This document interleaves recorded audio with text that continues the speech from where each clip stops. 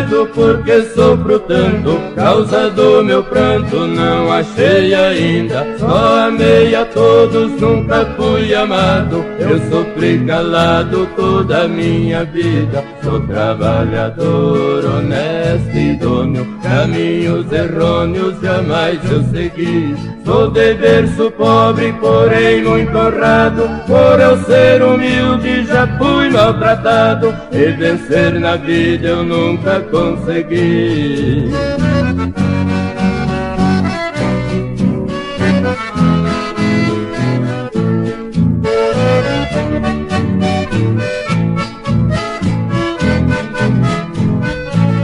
Ainda muito cedo perdi os meus pais, eu sofri demais jogado no mundo. Com 14 anos sem conforto e teto, esse vivem perto de ser vagabundo. Mas Deus me dá força e coragem pra gente, pois em minha mente a luz da verdade. Eu voltei à luta com raça e com brio, só o desonesto, safado e vadio consegue o que quer com facilidade.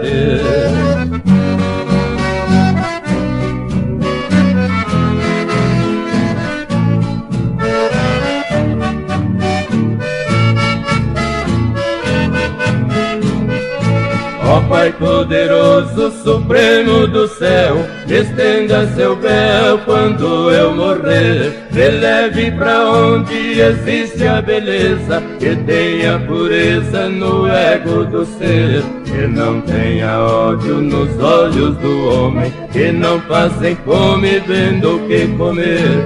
Que todos trabalhem em luta normal, pois aqui embaixo na vida carnal os homens se matam atrás do poder.